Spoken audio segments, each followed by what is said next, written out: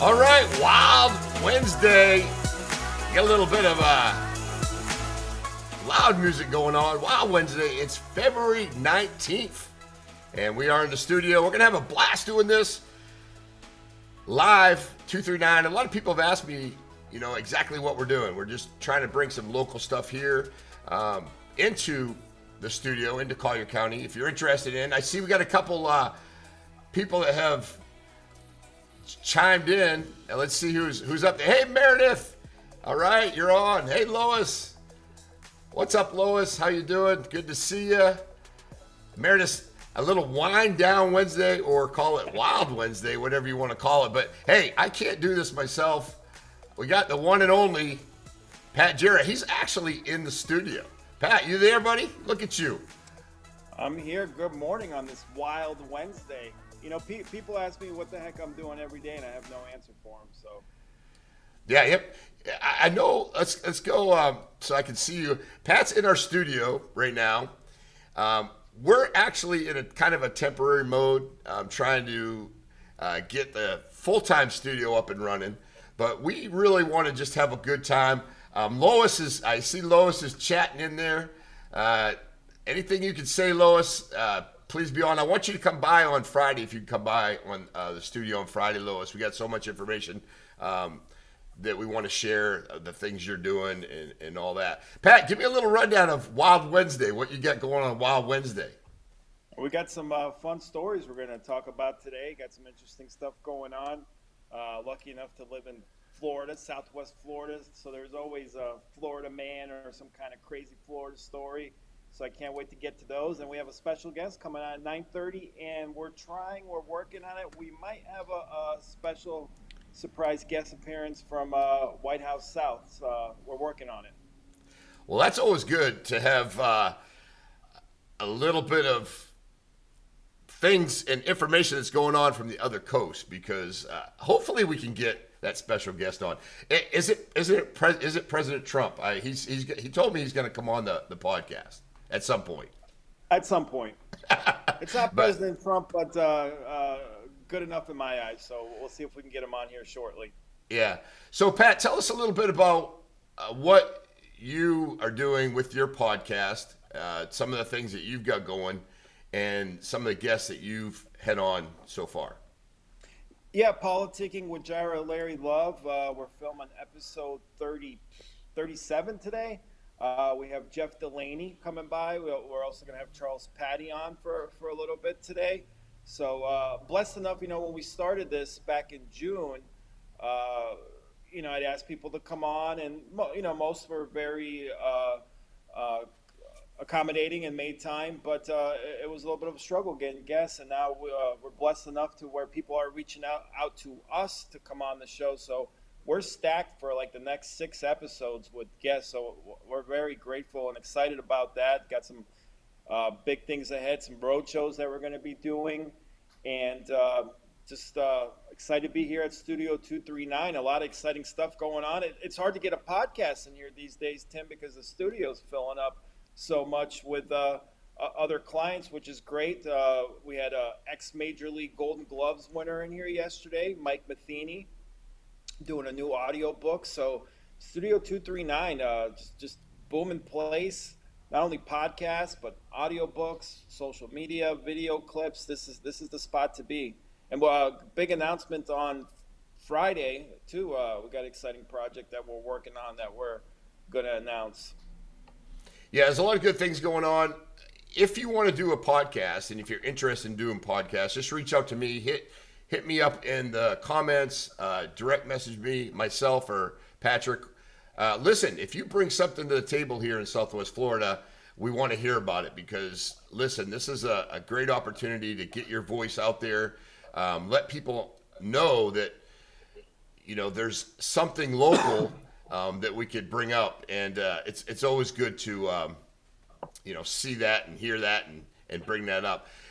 One of the things I wanted to talk about today is I had the opportunity just recently to speak with Chris Worrell.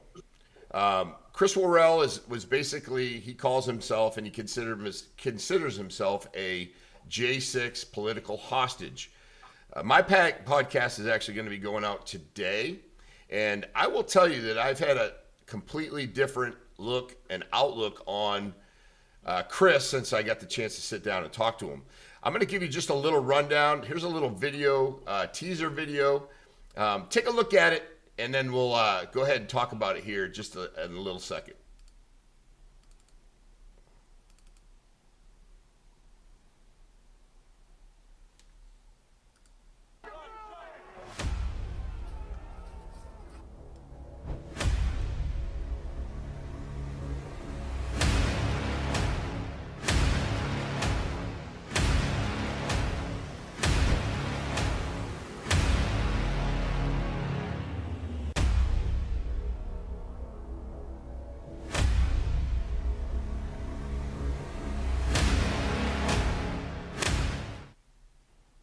So, pretty good little teaser.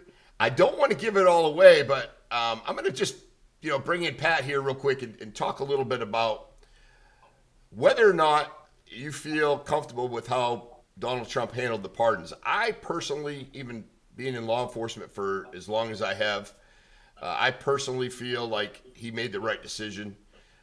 Without a doubt, these people at the Capitol, and I'm not saying they didn't do anything wrong that day. I just feel that they obviously got railroaded, for lack of better words. There were people out there all summer, George Floyd incidents, going after cops, maiming cops, throwing bottles, rockets, Molotov cocktails, everything they were doing. And then these guys took over the Capitol or went to the Capitol steps with good intentions. And I agree, it turned into a little bit of a mob. And it got out of hand, but some of the sentences that were handed down were completely overboard, for lack of a better word. I think it was definitely on the harsh side.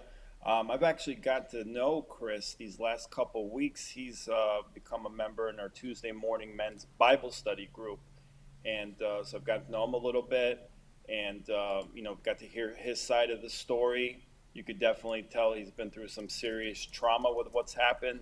And I absolutely agree with President Trump's decision to pardon him and everyone else.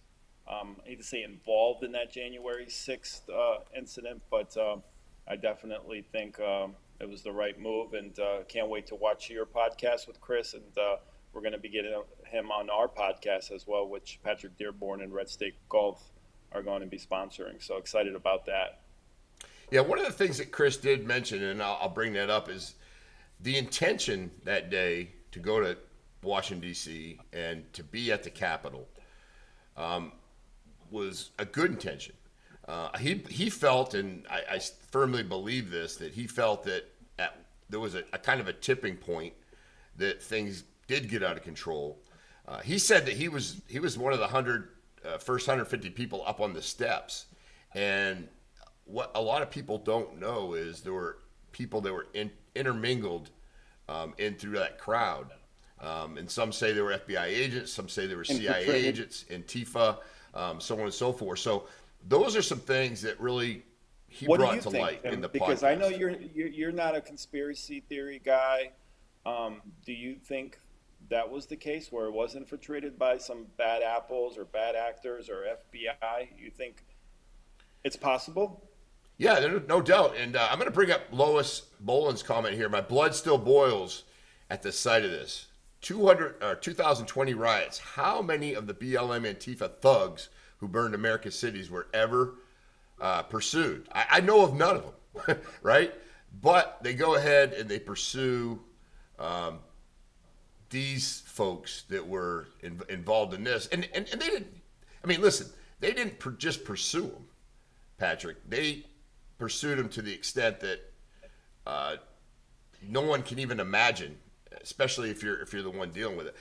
I've been a victim as a law enforcement officer of people spitting on me, throwing things at me, pointing guns at me, and the state actually has dropped some of those charges because they felt words from the prosecutor that that's part of your job. You should, you sign up as a law enforcement officer. That's what you sign that's what up you get for paid law to do. enforcement to spit on? and assaulted? That someone actually said that on the court side of things? Oh yeah, absolutely. They said, listen, hey, because you got punched, you got involved in a fight. That that's what you do as a police officer. That that's when you go to work.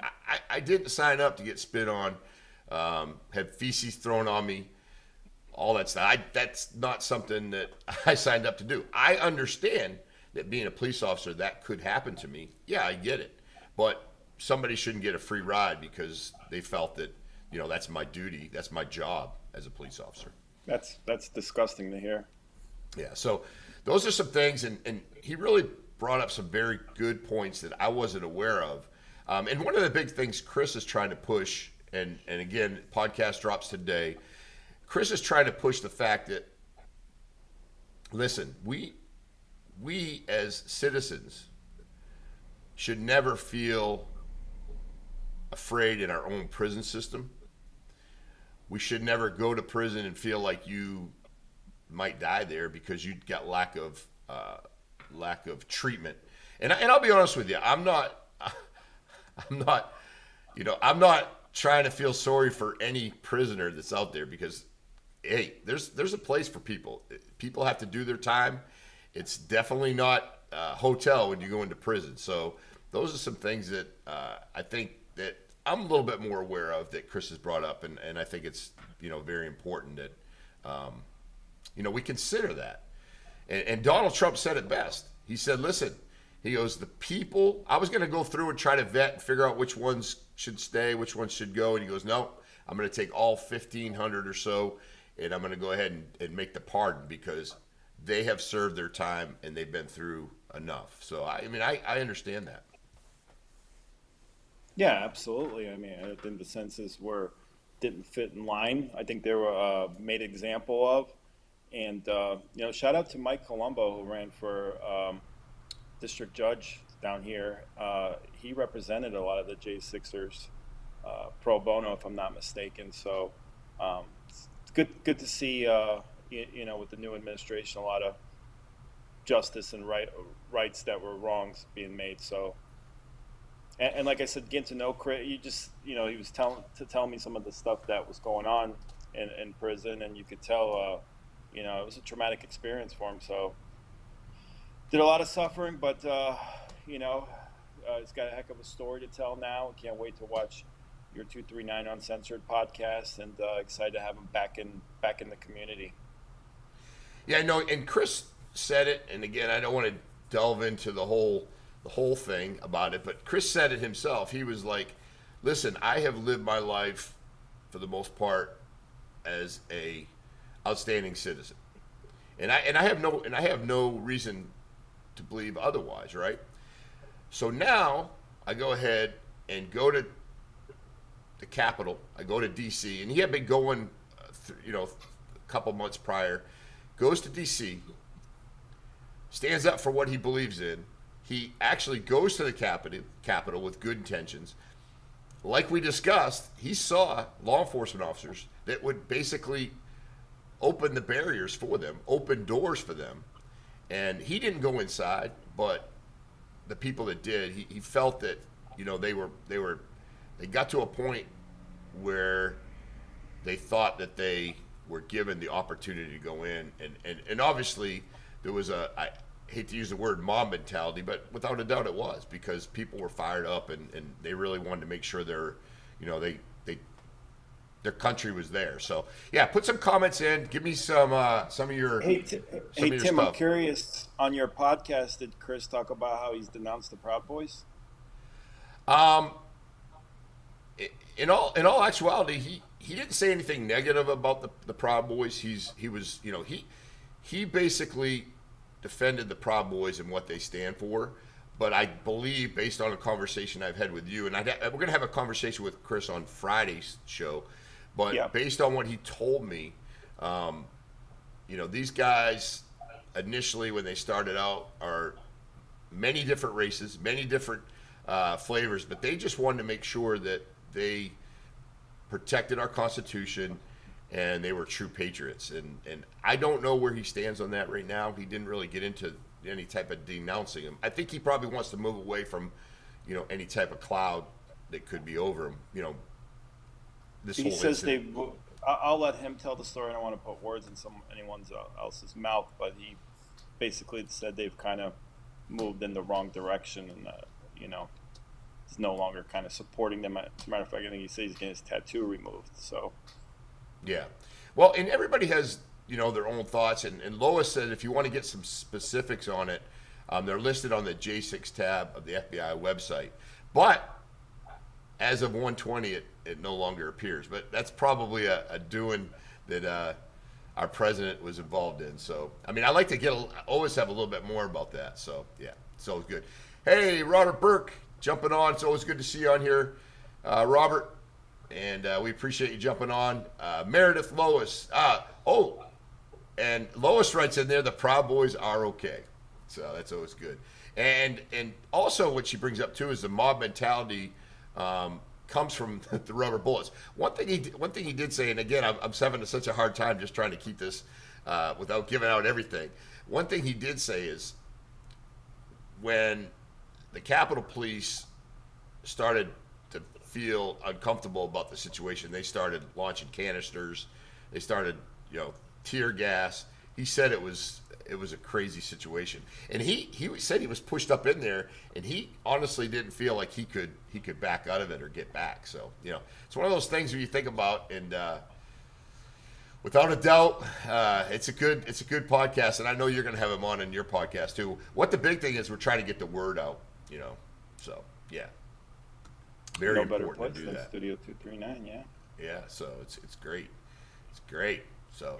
Tear gas, Molotov cocktails. Sounds like a old weekend for me, Tim.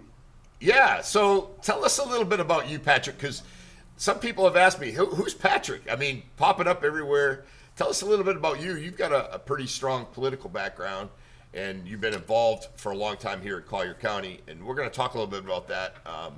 When we get to the news, we're going to talk a little bit about how Byron fared Byron Donalds fared in the recent poll. And I think most of us here in Southwest Florida are pretty excited about that. But tell us a little bit about you and your political background. Yeah, we started the Collier County Young Republicans 2010. Myself, Larry Wilcoxon, he wasn't known as Larry Love, no matter what he tells you at that time. Erica Donalds, Pierre Guimard started that group back in 2010. Ran for about a couple years.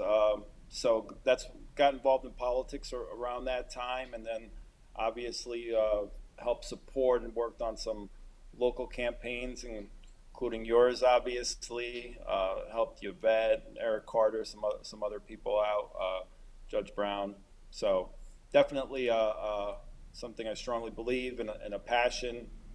Now doing the podcast, kind of be able to tie that in. Even though our show, Politicking, Gyra Larry Love, it probably like 20-30% politics. It's more about getting to know people in the community, but always had a kind of a passion for politics, again going back to about 09, 010. Yeah, I know. I've been tracking, and I got to thank you. And you were always there for me, give me a lot of inside scoop, a lot of tips. Social media, keeping me going on that. But no, I've come to know you very well over the last year and a half or so.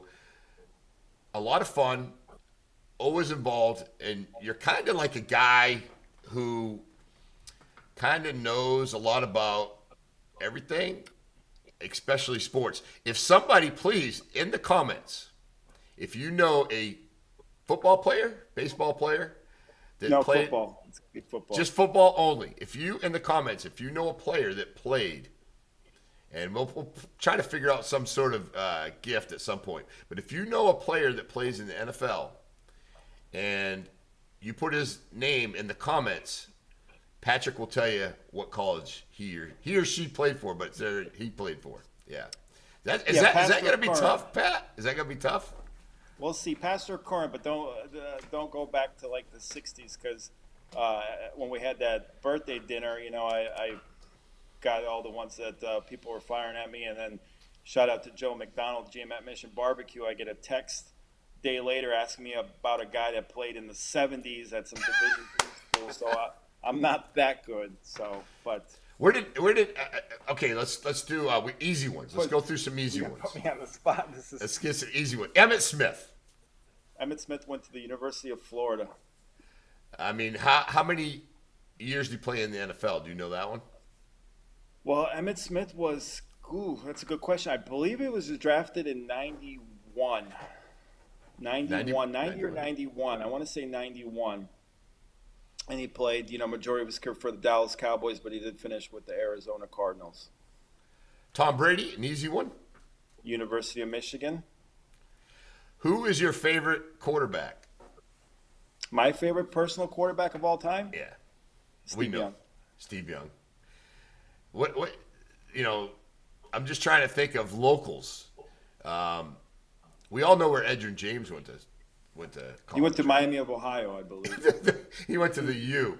That's an A funny joke. story about that. We'll pick that one up when we get Edgerrin in on here. So, real quick, I want to show a couple videos. I want to get your take on this video. I don't know about you, but we talk about it every day when you come in the studio. How excited are you to have Donald Trump? And if Lois is still on, I know she's going to really like this video. We saw this weekend at the Daytona 500. How about this? A flyby from the man himself, Donald Trump.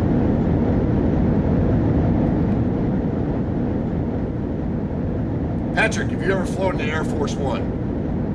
I have not, Tim. I have a couple of friends that have had the luxury of being flown in Air Force One, but nope, haven't got that invite yet.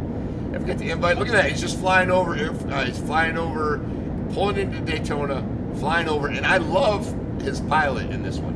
His pilot actually goes low. They said he was down to about 600 feet. I'd say maybe 900. I would say because 600, and then he pulled it off. But making landings and takeoffs great again. Making landings and takeoffs. What do you think about?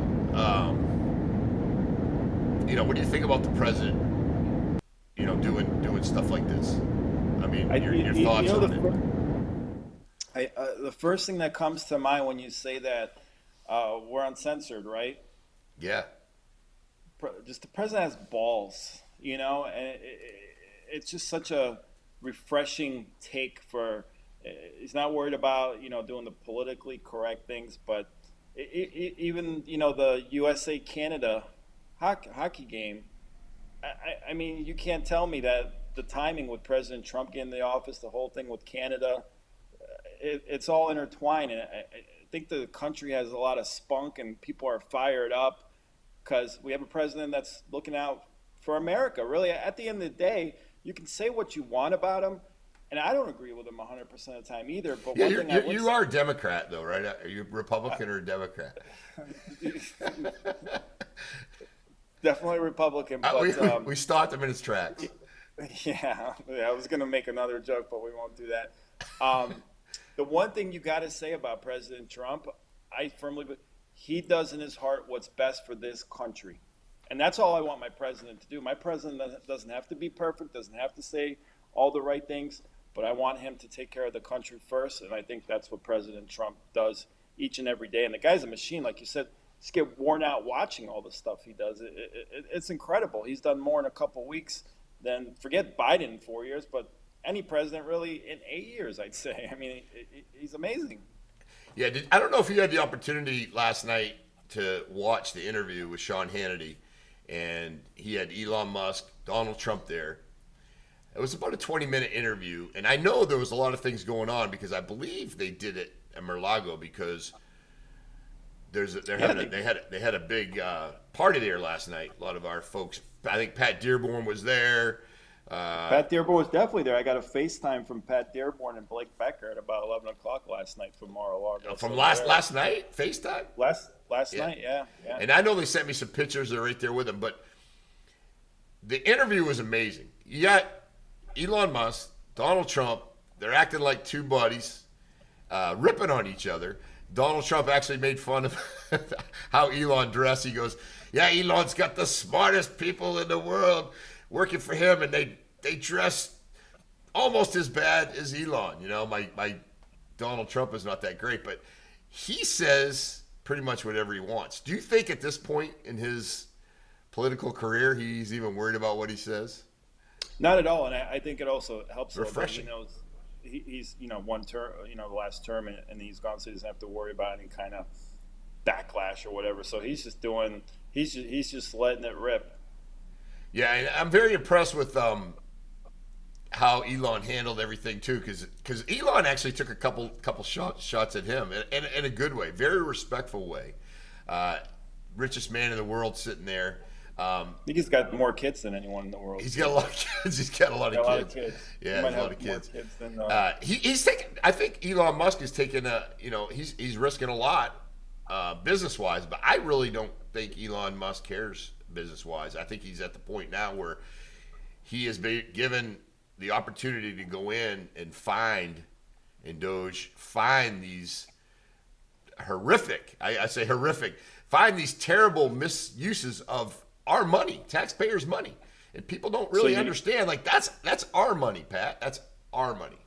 So you don't think we should be sending condoms to Egypt, Tim? Well, I don't think so, but matter of fact, we probably should be keeping them right here in our own place, right? But in all reality is, if you think and you go through the list, and we're going to put a list up at some point of where our money's going. And the thing is, it's been happening for years, and people just accept it.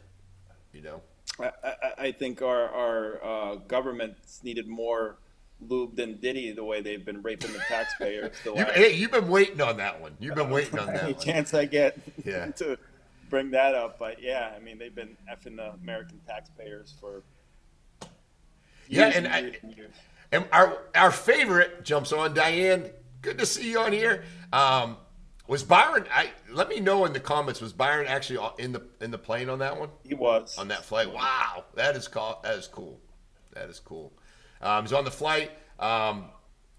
Let's see, shutting down bureaucracy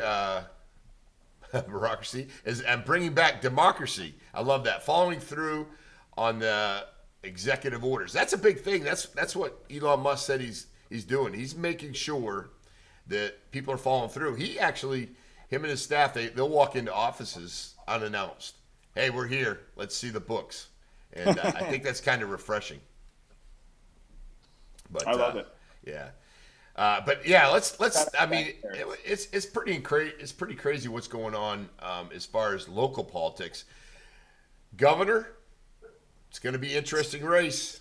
Speaking of Byron, perfect segue. Yeah. Obviously, I don't know Byron nearly as well as you do over the years. I've run into him several times. He was gave me some tips during the campaign. Didn't come out and support me one way or the other, but I would say that he was very supportive. Yeah, he came to my campaign kickoff. We had a couple conversations. You know what? I like that guy a lot. He tells it like it is. I got the chance to go to a couple events with him, kind of small settings. He tells it like it is. And, I really appreciate him doing what he does here in Southwest Florida. So I got to throw that out there. So, whatever Byron decides to do, we're going to be with him. And for sure, I'm going to be with him. For sure, we want to see him as our next governor here in the great state of Florida. Yeah, I think he's got a future in politics. I think he might be going some places. How was it when the vice president situation? He was like right on the top 3, 4. I mean, I don't know if you got any inside scoop on that, but I think he was probably right there with J.D. Vance. I don't think there was any difference. They both would have been great. I think he was right there. I think it was between them two, and sounds like it was a decision made right at the deadline. Could have went either way, and I obviously think Byron would have made an incredible vice president and put him in line to be the next president. But being a Florida native, I'll definitely take the alternative of him potentially becoming governor of Florida. I think do some amazing things as governor. Well, the thing about it is it's very good when you have somebody local that's our governor. We were fortunate enough to have Rick Scott for 2 terms, 8 total years. Now he's our senator. Over the years in law enforcement, I've been able to get an opportunity to speak with him, and believe it or not, during my campaign was actually very humbling experience. He called me on Veterans Day. He called me after my campaign and said, "Hey Tim, you ran a great race. We appreciate you doing it." Anybody who runs for office, and I'll give this to even the people that ran against me, I'll give them kudos. Anybody who jumps in and runs, I learned it's a fun but rough sled to haul, but it's a great thing. But having your governor live near you and being able to possibly pick up the phone and make a phone call, that's always a nice feeling. Yeah, no, it wouldn't be something if Byron became governor. We'd have two governors in the last 16 years, Naples residents. So that's pretty amazing. I didn't know he called you right after the campaign, but I've heard all kinds of stories like that where Governor Scott is very personable. He's my favorite governor of Florida. For as great as Governor DeSantis has been, Governor Scott has been my favorite. A little bias, a little history with the family.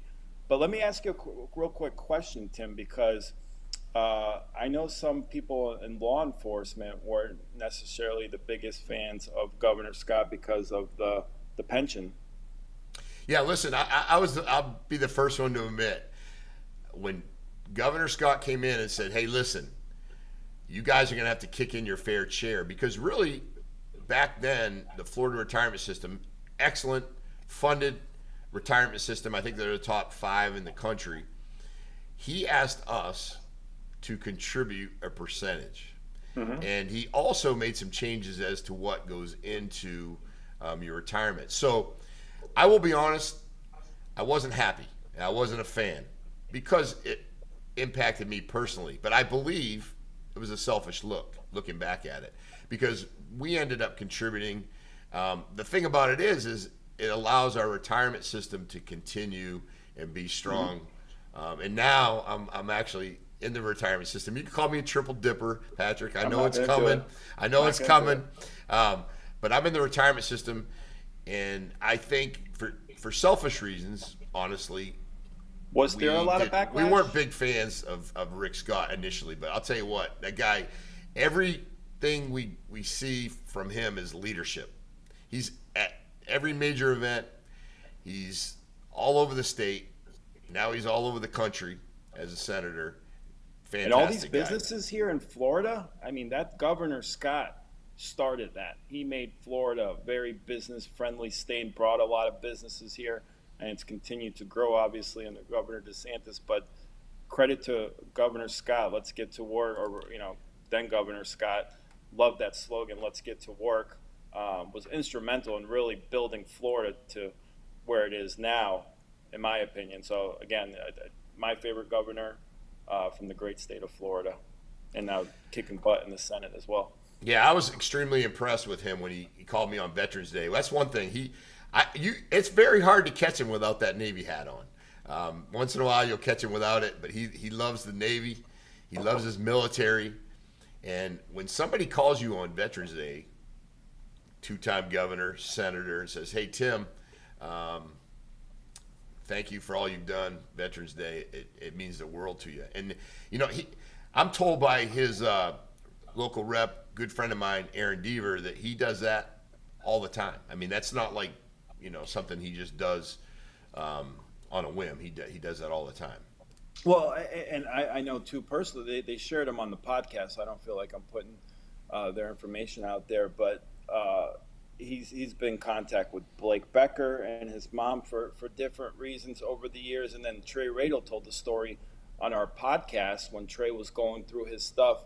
Rick Scott made time to call him at least, I don't know if it was once a week or once a month, but made sure just to check on him, ask how you're doing. And I can't tell you from experience going through my personal stuff, when someone just calls you and asks you, "Hey, how are you doing? Do you need anything?"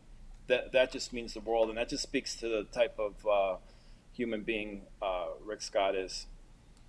Yeah, again, without a doubt, and that's a great question. How did I feel? I will tell you initially, Because I remember when he threw out the pitch after he became governor, a couple places down here locally they kind of booed him. But that was, I believe, it was selfish, and I will tell you, it costed me thousands of dollars because he made changes to our system as far as our percentage that goes into drop, goes into an interest-bearing account. He changed those numbers. But the reality is his business mind, right? His business mind and how he's conducted business over the years, he brought it to the state level, which I can tell you right now, Patrick, and you know it, everybody who has a federal pension and whoever, is working for some of these entities that they're looking to slash, people are getting, real nervous about it right now because they think they're going to get slashed. When it impacts you, you have a tendency to say, whoa, whoa, whoa, not me. Everybody else, but not me. So that's something that, we really need to understand. And I appreciate everything he's done. He's been amazing. Yeah, absolutely. We know you're loaded, Tim, so you don't have to worry about. Yeah, you got the wrong guy. You got the wrong guy. So, but so it's it's kind of interesting the dynamics of politics. I think a lot of times you can start off really good, and you can kind of towards the end slow down and go away. And my wife brought it to my attention. She feels that, and she's a legal immigrant here, U.S. citizen now, but she feels that the way things happened with Donald Trump, him going for 4 years, basically getting persecuted for another 4 years, and coming back made him a better president without a doubt. So, and I agree with that. He got some experiences that he would never got, and coming back, he's able to clean house. That might be the smartest thing Alex has ever said. No, You're ripping on my Alex. No disrespect. Well, there's my studio time, guys. Yeah, you're done. You're done, Patrick. I think definitely right, and I think him going through the first time and seeing how government works and how corrupt it is, and learn you really can't trust these people. So this time going in, he knew which strings to pull, which people to bring in. I think it's probably the best thing that ever happened, looking back at it, that he didn't win that second term in 2020. It gave him the 4 years to kind of regroup and now go in and do things his way this next go around. Yeah. One of the things we do, and we want to do on this show, 239 Live, is we want to bring local stories. And listen, we need you guys to participate. We need your comments in here. We're going to bring up a couple stories that are kind of hot buttons right now in our county. Any of them, am I? What's that? Patrick Gira, I've been really good about you. I haven't put anything up that impacts you, but I don't know if you guys have all seen it. They want to put a Costco in East Naples. We're going to have to get Commissioner Rick Castro on and have him get his stand on it. But I think I kind of know what his stand might be. What do you think about the Costco in East Naples? Please give us comments. Well, being a East Naples resident for 25 plus years, I would welcome that in East Naples. We don't have anything like that. I said recently without East Naples, but I think that'd be a welcome addition, much needed. Love Costco, even though it's a liberal company.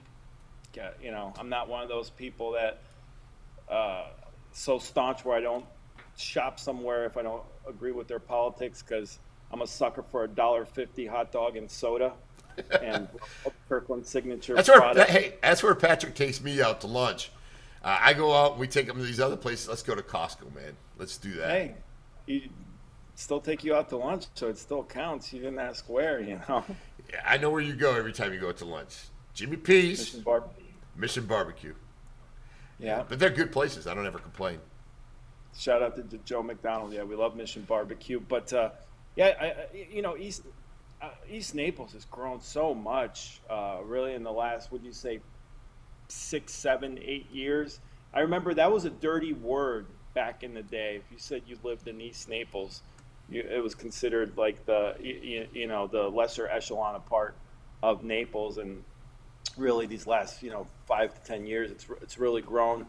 And you're going to get traffic there regardless. A Costco's not going to really impact it to the point where it's going to make a huge difference. And again, I think it would be a home run to that part of town and get that restaurant row over there. A lot of new communities in that area. So I think Commissioner Castro, he's got a great district, boy, between Marco Island and East Naples growing. Definitely a good area to be a commissioner. Yeah, we got to get Rick on. I think Rick wouldn't mind coming on. I think Rick usually has a thing or two to say. Rick is he's kind of quiet, kind of shy, but we can get him in there. Lois, I love Lois. She's got a little comment here, and I'll put it over where we can all see it. They will never give up the hot dogs. I heard the hot dogs and soda actually at this point they are costing Costco a little bit. That's what they say. The food court loses money, but that's part of the allure for you to get a Costco membership. The food court wasn't created to make money for Costco.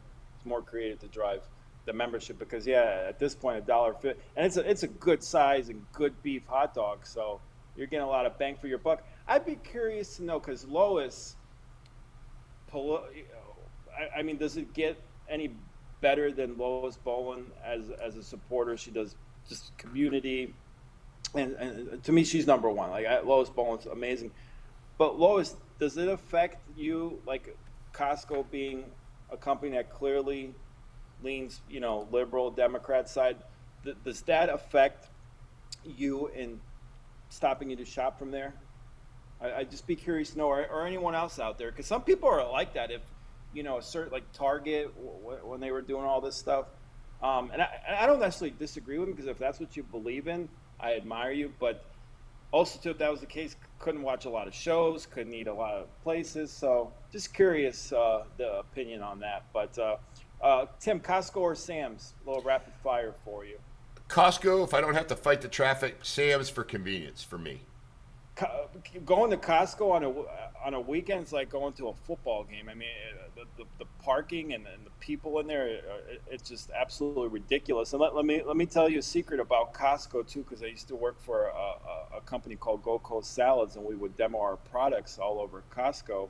There's people, because I've witnessed this with my own two eyes, that will go into Costco and spend the next hour or two walking around sampling all the free food until their stuff. And then I literally watched one of these people get into their $150,000 Mercedes after they got done getting a free meal at Costco. So, yeah, I think Costco sells more wine. I think the Naples Costco sells more wine than any other Costco in the United States. Now, question, and I'm going to get over. Meredith's got a good thing I want to bring up here in just a second. Speaking of wine, shout out to Meredith. Shout out to Meredith. I want to get Meredith on too at some point. Just let her rip. Yeah, she's shy too. Meredith's super How about shy. One time for our A-team group text? Oh man, A-team group text. My folks that supported me in the campaign. We text. We keep up to date. Thank you guys all so much. We love you all. Meredith's got a good thing. Let's take a look at that. Meredith. They're calling East Naples South Naples. You are correct. I noticed that in the real estate market. Mm-hmm. We know it's East Naples though. East side, baby. If he's Pat Jarrett went to Laley High School. Pat. What does that mean, Tim? Anybody famous come out of Laley High School? Yeah, Matt Paul, the whole Paul family. Oh, they're unbelievable people. Yep. Yeah, the greatest sports family dynasty in all of Colorado County. Yeah, the Paul family. C.J. Noel played with the Packers. And Patrick Gyra. And Lois, again, we'll get Lois up here. She'd rather have Costco. Lois says she really goes to Target now. We probably know why she doesn't go to Target. And me too. My daughter loves Target. If it wasn't for that, they partnered up with Taylor Swift on a lot of releases. That's the only reason I go to Target is my daughter. I did not go out of my way to shop at Target. Yeah, I mean, I go there, but I don't really. I mean, it's an upscale Walmart, right? I guess they say it's upscale, but I don't go there too much. I like Sam's Club to get in and out, Costco if I want to go around and sample stuff and eat some food. And Oh, you're one of those. Now oh yeah, I'll take advantage of it. I'll take advantage of it. I just want to do an announcement real quick. We have Francesca Scerbo coming on at 9:30. She's going to tell us a little bit about Make America Healthy Again. She's a nutritionist. She's a gym coach, life coach. Just an amazing lady. So I can't wait to have her on. She comes on. She's awesome. Yeah, she comes on at 9:30. So just hang tight. We're going to go till 10. Next story. I think you guys will be interested in this one. This is the one and only Byron Donalds. And Byron just won a recent poll, and I don't have all the names, and it's a little bit difficult to see, but all the names that were in the poll. But I think he's a pretty popular guy. Like Trump said, and I remember Trump said a couple of years ago too. I was actually honored and blessed enough to be sitting next to him 2 years ago in West Palm when Trump shot him out and said that guy's going places, and absolutely. And to me, it's just seeing the evolution of Byron, Congressman Donalds. Got to know him in 2010. Saw his first speech he gave at a Tea Party rally back in 2010, and just to see him evolve and just how comfortable, obviously, he's speaking. I mean, he'll go on MSNBC and CNN and absolutely destroy, but in a civil way. He's kind of like a Trump, but I think he's more articulate and, tearing apart some of these people. So definitely got a bright future. I said this, I think I've said this to you personally. When Byron first became congressman, I used to tell all my regulars at Outback that this guy's going to be president one day, and they and he used to come in a decent amount to Outback, and then we got busy because up in D.C. and a year or two later, everyone was always asking, can I meet Byron? And I said in 2020 that guy will be president one day, and I really believe so. Hey, maybe a tough question: is Byron come out and said, I want to be the next governor? Do you know I've started campaign kickoff and all that? Or are you still not 100% sure in that? I mean, if I had to guess or bet, I think he's going to run for governor. I think there's a lot of behind the scenes stuff that they're probably getting ready on. But not formally, has he come out and said it? No, not as far as I know. Yeah, we're hoping that happens maybe soon. We'll bring Chris Hudson on one of these days. I'm sure Chris watches our Politics and Jar Larry Love show. Chris is a good guy. Maybe we can bring Chris on one of these mornings, and maybe he can give us a little insight on a possible Byron governor run. Yeah, and Lois throws in there that back in Tea Party days, and I remember Rick Wabi and a whole bunch of wild people back there. It was fun, and they stood up at the big location was Pine Ridge. That's and it. 41, right? That's where it all happened. I was just going to ask Lois, do you remember where the spot was where he first spoke, and that's where it was, and Larry spoke there too, and it was just a great time. That's when I first got to know kind of Diane Harris and a lot of people. I know Tim gave it away. Thanks, Tim. Freaking great question. Hey, you guys got to understand, like, I got a lot of buttons to deal with up here, so I'm trying to get all these stories in, trying to get everything up. This is gonna hit home to Patrick Gier, this next story. And if you have a good story, please let us know about it. And we want to always hear good stories, and we don't want to make this thing too political, too stick in the mud. We want to have a good time when we're on here, and these comments are great. So. It's good. Comments. Yeah, the comments is good and just getting everybody involved. So, man survives gator attack after neighbors drive over the beast with the SUV. Yeah, so, yeah. Lois goes, don't. I love Lois's comments. You can't not put them up there, right? Just don't hit my buttons. That's it. Lois, I can't wait till she comes on. It's going to be good. Tim pushes my buttons all day, Lois, but that's okay. I know. Pat, he keeps me busy over here. He keeps me busy. So, so this guy, the reason why this hits home for Pat Gier, so I got to tell you this story, everybody. Yeah, we live in Florida, right? We live in Florida. We know we have reptiles. We have gators. We have chameleons. We have we've got all kinds of things. We got snakes. Matter of fact, our pythons are taking over our Everglades. So this really, yeah, it's a big problem. Pat Gira walks out to his car one night. This is honest to God's truth. True story. True story. Walks out to his car. There's a bear standing next to his car. So he frantically calls me, texts me, calls me, texts me, calls me, texts me. What do I do? What do I do? I go, first off, where are you right now? He goes, I'm in the house. I go, well, that's good. That's a good start. I don't care who tell it, Tim. He goes, who should I call?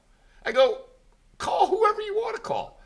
He goes, I think I need to call the police. I go, well, we can't handcuff him, Patrick. I mean, what do you expect? So this was like a 3-day process with Patrick trying to deal with this bear. I'm like, we live in Florida. We have bears. So he conveniently wanted to go high up on the chain, and he texted somebody who wanted to give him another answer, Colonel Bloom. So he's got the whole sheriff's office involved with his interaction with a bear that's in his neighborhood.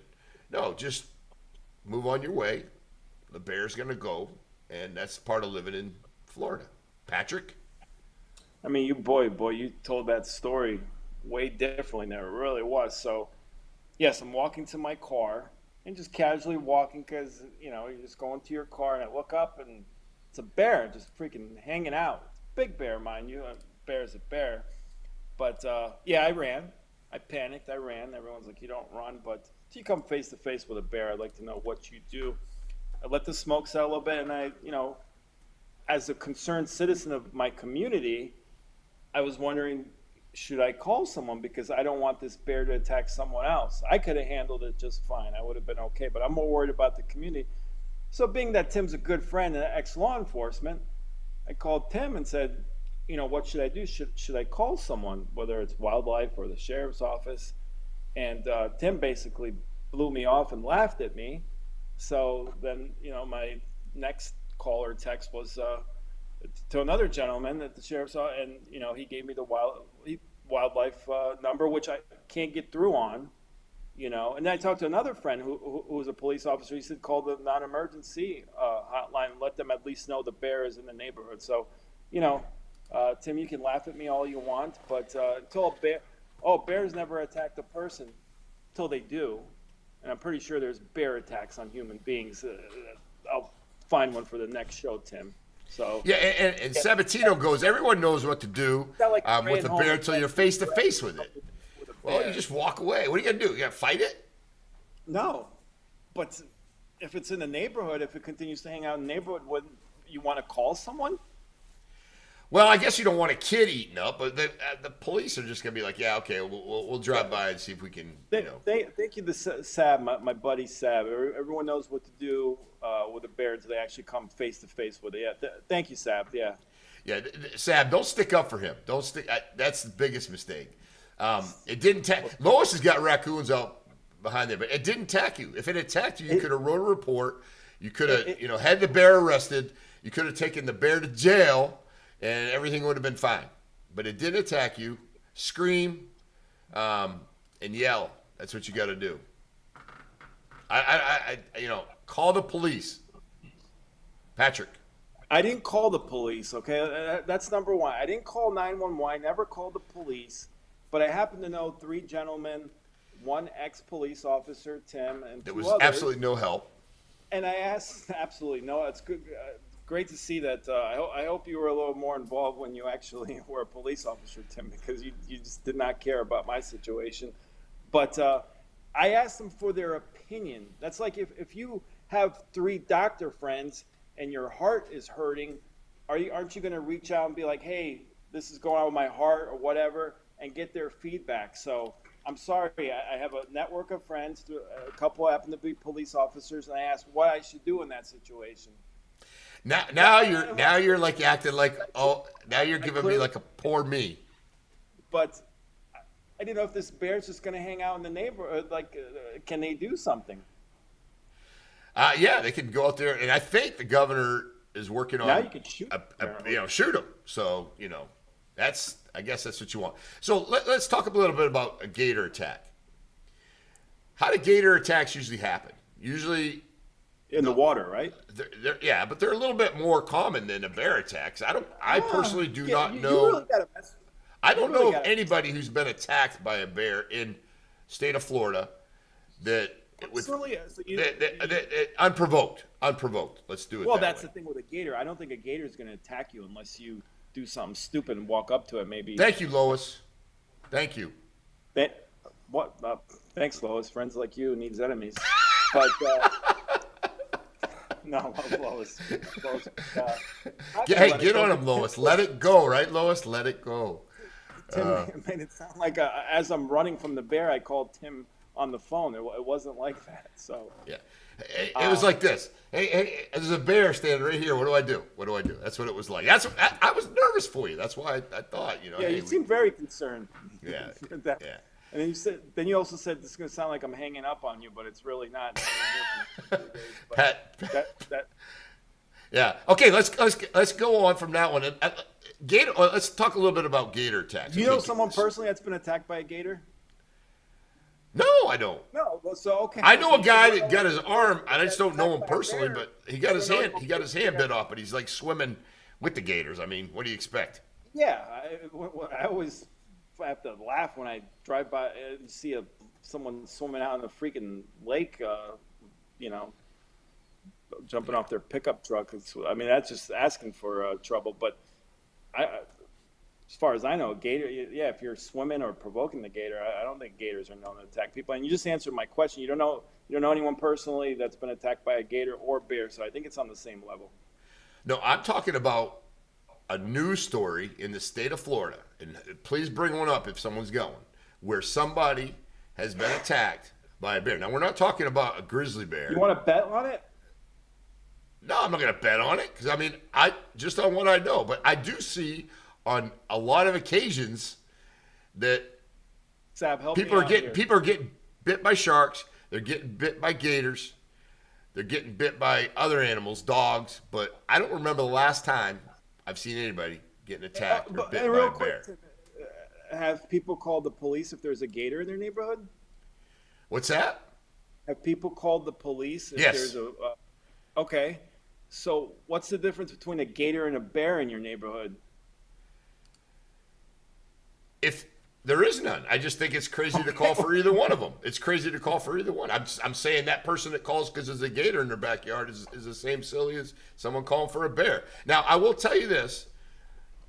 I don't have a problem if it's a nuisance animal, right? So the bear's going to move on. The gator is probably going to go and back into the water, but they're probably going to hang out there in that area. Normally, the bears will come through, hit your garbage, go to the next house, get garbage. I mean, that's just my experience. But yeah, people who call. I had a lady call because she had a snake on her back porch. I did not want to deal with that because I don't like snakes. But she called. I was on the back porch. We've had people call for animals in their house, rattlesnakes, things like that. I don't have necessarily a problem for us to go there and assess it because it's in a contained area. But, I mean, we live in Florida, Pat. We live in Florida. I'm well aware. Yeah, and Lois said, they got a dog that got dragged in the water. That was from a gator, right, Lois? I believe, yeah. So, I don't know. Patrick, you got to get over the fact that these are part I've gotten of life over here. it, Tim, but clearly you haven't. You keep bringing it Yeah, up. no, it's going to be that way. It's going to be that way. Now, let's talk about this. I know you're a crappy driver and you can't drive for crap, but how are you going to handle these divergent intersections? Are you going to be able to handle this? This is going to be, we know we need something at Pine Ridge and Airport. We know that, right? It's a crazy intersection. It's been like that for years. People are navigating one right now up in Fort Myers, and they said the first couple of days everybody's kind of like they don't know where they're going. But I think people want to try to use this. I don't know if you've heard about it, but I've heard about it. Just driving in Southwest Florida has just absolutely become an absolute nightmare in the last couple of years. I'd be interested to see the statistic for traffic in season, how it compared, because I've been to LA is definitely the worst. I mean, LA there's nothing like it, but Atlanta's bad. Miami's obviously bad, Orlando, but Naples in season, I mean, it's up there. I mean, people say that, but like one or two lights. I mean, the big thing is, I've been on a Mockley Road in Pine Ridge. oh, you can get Three, four it lights. can be like a parking lot there. But I will tell you that what you've got to do if you're going to be someplace, anything after 7 o'clock in the morning is going to be very difficult. If you can get out of the house by 6:30, you're usually pretty good. If you can leave work a little bit later, that's good, or a little bit earlier, that's good.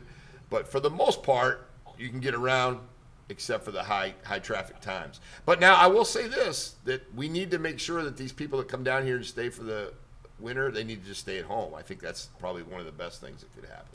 So you're encouraging people not to come to Southwest Florida?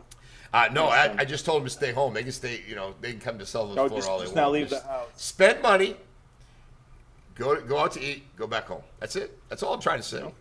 It's Can we problem enforce solved. that?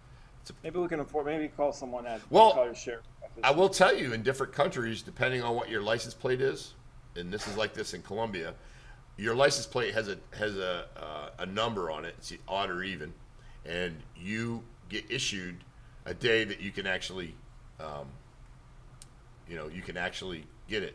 So I got What? somebody. Let's see, but yeah, whether I think we do have the man, the myth, the legend. Let me see if we got him on here. He's probably he's over in Merlago right now. Let's see if we can Oh. bring him on. Hold it just a second here. Let's see if we. Coming in hot. He's coming in hot. I'll get him on here just a second. You got Francesca Yeah. right there. Yeah. Whoa, look at Francesca. What's happened to you? Look at Yeah, Blake that's Becker. the Blake Becker. We had the other slide up. Blake, it looks like you had a little bit of a rough night last night. I was up late last night. Yes, you're Eh, correct. Evidently, you didn't get out and do any exercises. Tell everybody. It's Blake Becker. He's a surprise guest. We didn't know for sure if we're gonna have him on. Tell us a little bit about where you're at, what you're doing, and what's going on. Where are you? Who are you? Well, I am sitting at Mar-a-Lago in front of the Trump Spa store, waiting for it to open so I can bring back some nice trinkets for all my buddies there in Naples. We spent the night here last night. Beautiful little two-bedroom house right next to the beach. And was at a wonderful event and got to have a couple run-ins with President Trump. It was a great evening and a handful of other celebrities. So it was quite the night. Tell us a little bit about what it's like there. Is it security tight? I mean, can you say hi, I shake have hands, or I get have your ass I kicked? have been metal detected probably 42 times since I got here yesterday. Boy, Tim, you just hit him with the hard hitting questions. Is security tight at a place where President Trump is? Man, you are just Well, I'm locked thinking in. once you get in there, Pat, Mister Secret Service, have no clue about your surroundings. Yeah, yeah. Just Um, let President hey, Trump run around. Blake, I know you had a rough night, but your hand is in front of it. What? Hold on. I, Sorry, I missed that question. It was no, more of a statement. uh, built by Becker, little built by Becker stuff up there. If you look at the Sabatino, comments, Sap's giving Sabatino, you a shout out. Built we by got a Yeah, shout but out. it is quite the experience. There's Secret Service everywhere. To go to the beach, you have to go through a tunnel, and you get checked on the entry and the exit. Um, his area is basically cordoned off with tight security, um, but you still can freely roam around. We were having like afternoon coffee and sitting at a table yesterday when he was on the way to sign his executive orders, and when I say he walked right past, like shoulder to shoulder, I got to personally say, "Good afternoon, Mr. President," face to face with the president as he walked by to go into the private room to sign the executive orders and do his press deal yesterday. And then on the way back, once again, the Secret Service asked us to just step a little bit out of the walkway. He walked right past and said hi to everybody. And then later in the evening, when we were at the event, poolside, he was came out with Mike Tyson, Ted Nugent, Russell Brand. And you met Mike Um Tyson. You I saw a did. picture? I did meet Mike Tyson. Yeah, he's a heck of a patriot, Did he and lick he your came hand? out and said some really nice things. We just happened to be at that same thing. We were actually hanging out with Roseanne Barr and talking some fun patriot stuff with her, and hearing a little bit of her story and how she got kind of blackballed out of Hollywood because of her support of Trump. And then you can always tell when Trump's coming because the Secret Service they just come like all over. And then we were just right next to the stairs, and that's where he gave his speech. So being in the right place at the right time, it was quite amazing. Yeah, I mean, it's kind of interesting who's all there. And That's quite a cast of characters. Roseanne yeah, Barr, Oh, Roseanne and Barr. Tyson, Jaguar, right? I thought Trump kind of slammed her a couple times my back in Sounds the like highlight, day. a reality my show. That was highlight, Rosie O'Donnell. I know he wife, hammered on her. other than being with my beautiful wife, the highlight of the night was sitting next to Roseanne while she ate ribs off the bone and a hot dog, and just went on and on and on about you know being a patriot and supporting Trump, and quite.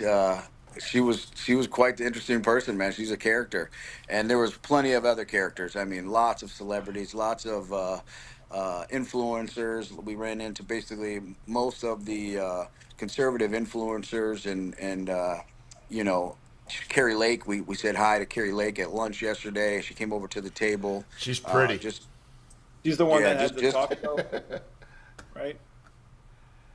what's that? She's the one that had the talk show in the '90s. Oh, I'm thinking Ricky Lake. Sorry. I don't think Oh so. God, I don't think so. Kid. That's Patrick. That's one of your. I don't know if that was a joke or you didn't know what's going on. But yeah. Both. But Roseanne Barr was the one that Donald Trump really ripped on. She sings a great national anthem too, Roseanne Barr. I Roseanne don't know Barr, if you ever yeah. heard her. So what's your itinerary for the day there, Blake? We are going to go up to the mezzanine and get a little breakfast this morning. Probably run into Mr. Brecca and Sage and say our goodbyes, and head back to Naples. Our driver should be showing up, I don't know, about 11 o'clock, I hope. Got to get You see back how to he Naples, man. Built by Becker, and Becker Custom Builders need me. you Can't be see out here gallivanting with all these celebrities all the time. I got work to do. you see how he just casually said that my driver should be here. Yeah, I mean us peons here at the studio. I mean I don't really know. I mean usually in here with us, but whatever. What was the best thing you ate and drank at Mar-a-Lago? I know you don't drink, but like, how's like a cup of coffee at Mar-a-Lago? Is it just amazing, or Believe just it or not, the food is excellent here, and yeah? because it's a Trump resort, it's a 6-star diamond resort. It is every detail. Someone who does like to go to resorts and travel a little bit. This does not disappoint. The food, the service, the hospitality, it's all been really good. Well, where And the would you best thing rate I've it? eaten so far, the best Uh, thing I've eaten so far would probably be um, last night for the event. They had a nice tenderloin and sweetbread, and if you've ever had sweetbread, it's a delicacy. But it was quite delicious. My wife did not enjoy the sweetbread. She didn't even know what it was, and when I explained it to her, she was disgusted. But that's a whole nother story. But yeah, no, it was great. The desserts were great. I broke my sugar fast last night. I had a creme what'd you have for brulee, dessert? a What was creme the best? brulee, a little key lime, and a little chocolate cake. Don't tell Gary Brecka. We don't want to mess that up. Did you We did don't you But want do to your mess while that up. breathing Brecca was exercise? giving his speech, they were literally handing out desserts. It was ironic, don't you think? So it makes it fun, though. Hey, any chance you get to go to It does. Mar-a-Lago, thanks for jumping on with us. We really appreciate it. I know you're busy, and you're living XL. Blake. a Remember, different kind of I'm an world. XL. What's I'm an that? XL. I'm an XL, Blake, for sure. Oh, XL. Gotcha. Thank you. You got to get that. All right, Yeah. guys. I'm Thank you, gonna hop buddy. off, get something to eat. I'll be Uh, back in. I'll be back in the Built by Becker 239 live studio in no time. Don't you worry, guys. I'm coming. All right, You got brother. a big show on Friday. You got a big show on Friday, don't you? A podcast. I have a show. Yeah, I have a big guest coming on, and I actually got a couple new guests last night. Met a few people from Naples that want to jump on, so it's going to be Nice. good. We got some good stuff coming up. Built by Becker. Have a good one, buddy. Thank you for jumping on. We All right, appreciate guys. you. Thank you for All having right. me. Yes. Appreciate it. God bless. When you Oh want the man, what a best, life call he's the got. best. He's got the life, doesn't he? He's earned it. So yeah, Yeah. no, I gotta give it to him. I mean, he's a hard worker, worked good hard family for it. man. Yeah. Yeah, so it works out good. Hey, listen, we speak about travel, right? There was a pretty bad incident, and I don't know, there's obviously some coincidences going on here with these plane crashes that are happening. Just recently in Canada, and I had to get this video and show it because it's amazing that anybody even survived this thing. But I did see it the other day where the plane was coming in pretty smooth, and the thing flipped. I'm going to go ahead and play this video. We'll talk about it. We'll maybe run it a couple times, and I think we can talk over it as it's playing. So let's go ahead and run this real quick. Everything, drop it. Come on. Don't take no video. Put that phone away. No. Holy fuck. A couple cuss words on here, Patrick. I hope you're all right with that. But look at that Not plane okay. upside down on the runway. fuck. And it did. Oh it my did. fucking You did God. have a pretty good ball of fire when it hit. Yo, I was just on this fucking plane. Great commentary, by the way. Oh my god. Great play-by-play. That's a little bit. Yo, I was just on this fucking plane. Holy fuck. That guy is obviously that's a little bit of post traumatic shock there. But I'm gonna run it one more I thought time those just to Canadians it will would kind be of break it down a little Everything, bit. drop it. So this is obviously the plane upside down, inverted, and everybody said it was kind of like bats hanging on a ceiling. But I guess when they tell you to put your belts on for landing, we'll pay a little bit more attention to it. So yeah, for sure. And then as they go, Don't take no video. Put that phone looks like the weather's obviously not that great. Holy fuck. Yeah, imagine that, Tim. Canada. It's cold in Canada in February. Well, I mean, it's the wind's blowing, and you're there. It's not always bad weather in Canada. I mean, it's a little bit cold, Yeah. but yeah, Yeah, I think in July, August, it's decent. probably not. could get so. Yeah, well, I mean, are you gonna fly again if you had this happen to you? If it happened to me, I'd probably take a little breather from flying. But I mean, to move around, especially if you want to travel, especially abroad, you got to take a plane. So I don't think it would necessarily prevent me, but it might be a little bit before. I mean, you compared it to like if you get in a car accident, would you drive again? And unfortunately, I was involved in a pretty serious car accident year and a half ago. But it's a little different when, as a driver, you can control the car. Plane, you're kind of and you're obviously up in the air and high above. So I think you're comparing apples to bowling balls, and from that standpoint. But I don't know. Until something like that happens to you, and everyone's going to react differently. But I don't think I'd be taking the next flight to wherever. I would take a little breather from flying. Over to LaBelle. No, you usually fly from Naples to LaBelle, right? Pretty much I commercial. fly private from Naples to Yeah. LaBelle, yeah. Yeah, fine. So as you can see, the EMS is on scene. They got there obviously pretty quick. I saw the plane come in. There was a ball of fire, but this thing's upside down. It's like It's not good.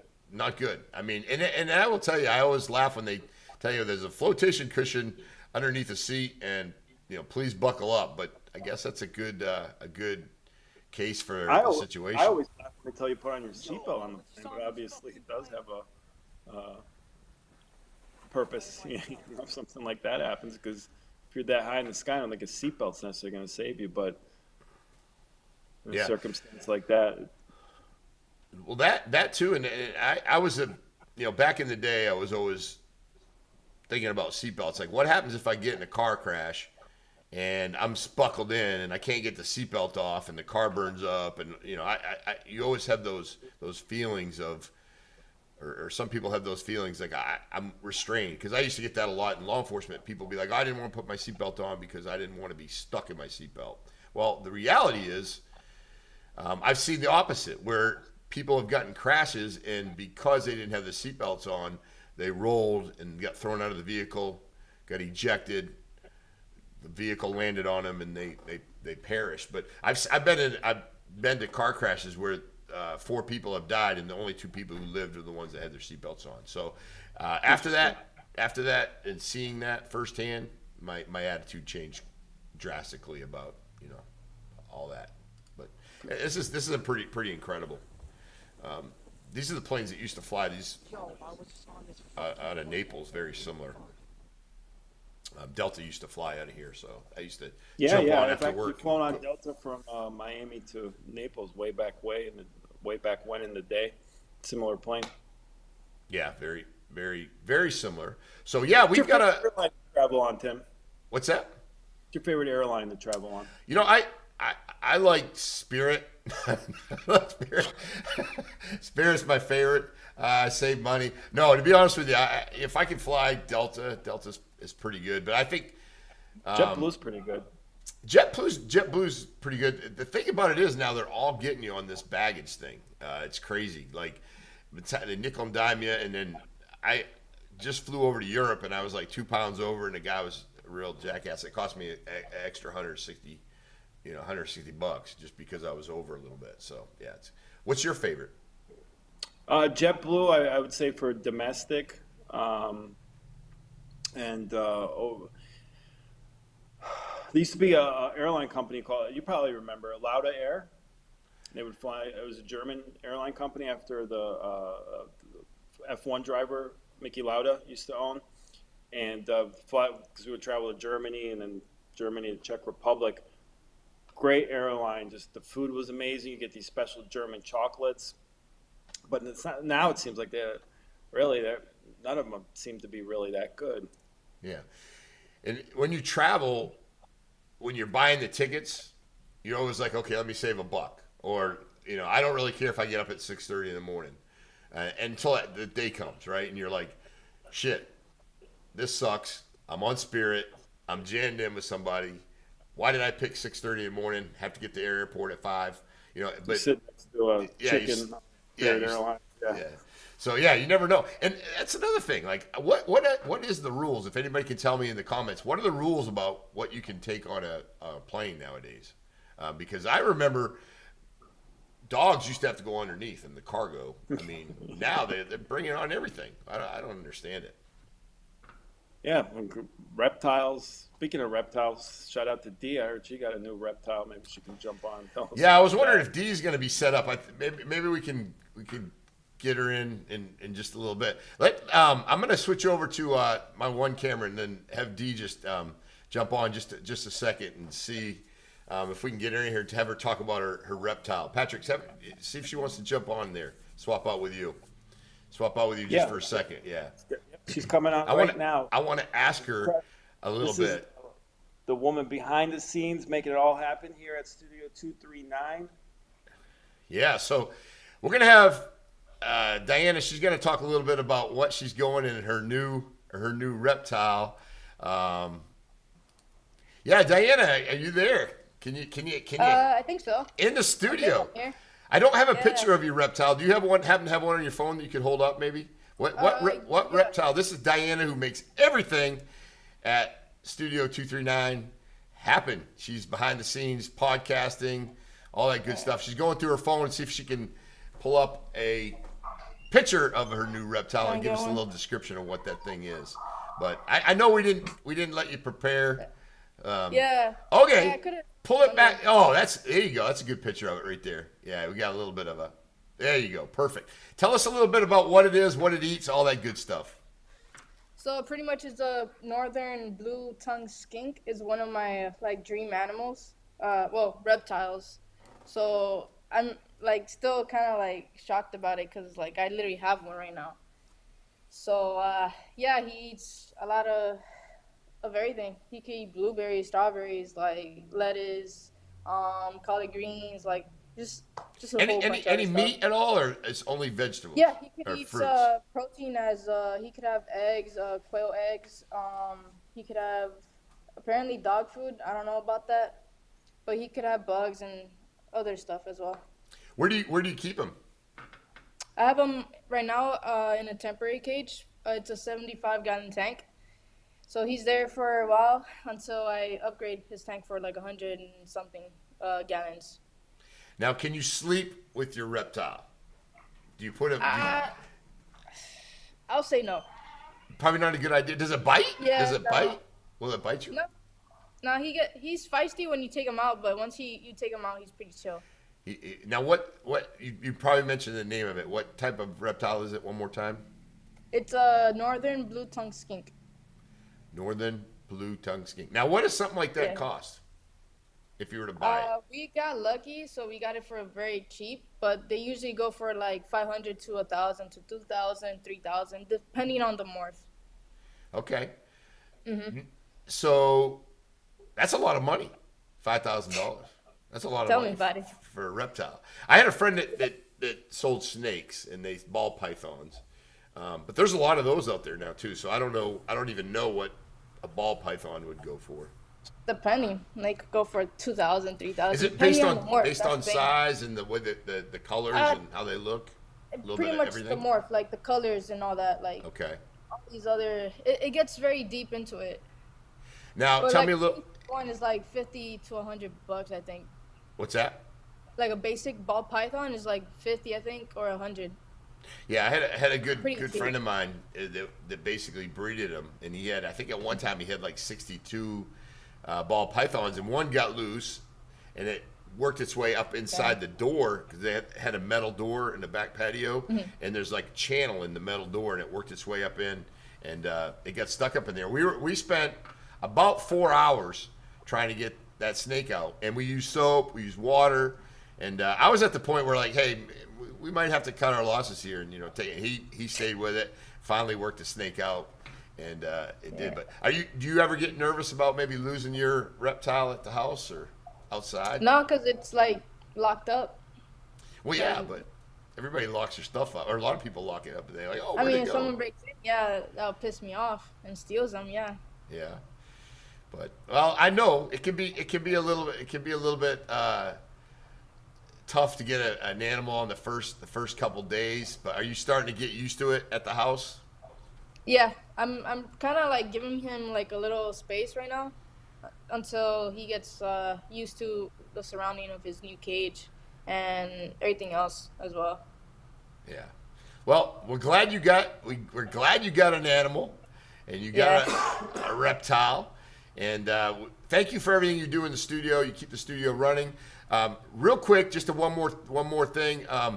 Diana helps us out. She produces all of our podcasts. When you come in, you meet and sit with her. Yesterday, we had an unbelievable experience. The last 2 days, we were able to do an Audible book.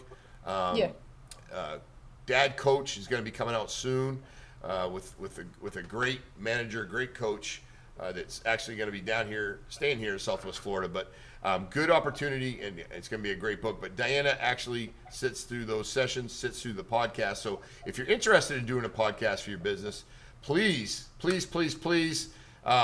get with us. Diana will be happy to. Diana will be happy to help out, and when you come in, it's good.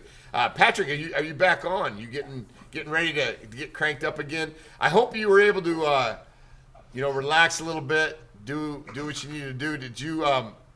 Did some breathing exercises. Did you get some breathing exercises? So, we've got a big guest coming up. Francesca is coming up at 9:30, and she's going to take us out till 10. So I don't know about you, but I need to get on a Make America Great Healthy diet soon because. Well, speaking of which, there's a pizza place next door. I have a gentleman that can help you with that. He's coming on our podcast today. Jeff Delaney's going to be. Yeah, he's sharp. Today. Yeah. Love Delaney. So maybe he can get you on some kind of diet. I got to get some diet like you got going on. What do you got going on? I don't know what I got going on. I know My you body got looks like a wet blanket, so I need some help. I know you got the pizza store. Right Apparently next there's door. a new pizza place next door. our inside jokes. At least makes us laugh, right? Sab said he posted a question in there about the. Okay, let's go ahead and see. Where's Sab at? Let's see. I'm going to go ahead and. I see. Oh, yes, I got it. Here we go. Question. I need a little thing. Ian Gold go to college. God, I want to say Ian Gold was a linebacker, and I want to say he went to the University of Michigan. All right, that's it. Fact check that. Can you fact check? Google Ian Gold, what college he went to. I want to say. God, I'm gonna look. I want to say he went to Michigan. I'm gonna go ahead and take a peek too. I'm gonna put you on. And, how do you know all these names? It's called having no life. What do you mean by that? That's not true. No. So growing up, I was just an unbelievable big football fan, and back then there was aging myself, but internet was just starting up. But they used to have these Pro Football Register books, and in there it had information on every single player, and I would study their stats. And my big thing is where they went to college. So it's just one of the things I always would know what football player went to a certain college. You guys threw like 4 or 5 out at me on one of the podcasts, and I remember my ex-wife used to always say, you know more useless knowledge than anyone. I agree with her 100%. 100%. Yeah. So, what'd you say? Now I'm thinking Boston College, but Michigan was my boy. Sab got that. That's a random one you picked me on. I'll go with Michigan, but you got it. University of Michigan. Okay. University of Boy Michigan. still has it. That you still got it. No one's beat you yet. That's the first one. If anybody's got a player out there, we'll do it. So yeah. So just it's gonna be interesting to see if you can hang. How long you can hang for it. And Sab wins. I'll take you out to Mission Barbecue, Sab. Mission Barbecue, yeah. Could you text? Yeah, I think we got our guest in now. She's gonna be in. Yeah, she's gonna be coming in right at 9:30. So, I want you to see if you can beat the one and only Pat Gira in this thing, because it makes me feel good when Pat gets beat and stuff like this, because I will tell you, he asks me questions all the time, and he'll ask me a question that I don't think I'd even want to know the answer to it, and he gets really excited when I don't. So I kind of feel the same about him. Is that fair, Pat? I don't necessarily know what you mean by that, but you like seeing me fail and unhappy. No, but you... No, but you ask me questions, and when I don't know the answer, and it's a question about something that, did you see that in that movie, or do you remember that line in the movie? I'm like, no, I have no idea. So, and why would anybody know that? So it's kind of funny. I'm glad I amuse you, Tim. I'm here for you and these amusement. You're my fun enjoyment. But yeah, no. So hey, listen. We have our guest, and I'm hoping she can hear us. Francesca, if you can hear us, can you give me a thumbs up? If you can hear us, okay? I don't know. Well, all right, I hear a thumbs up. We're going to go ahead and, Patrick, I think you'd probably be real good to introduce her. You're really good friends with her, and she's a coach. She's got your body in shape. Trainer. What's that? She got your body in shape. She got my body in shape, or my buddy in shape? Your body. My buddy in your shape. Body.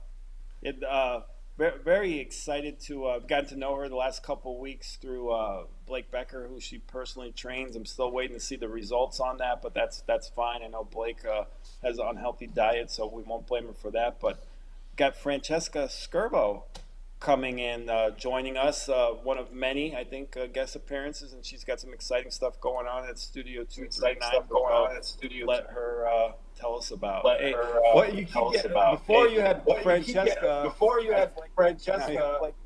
Francesca. I don't know what kind of personal training. Yeah, I don't know what that is. You morphed into the same person. I think it's coming through her radio. Her radio. Yeah. Bluetooth.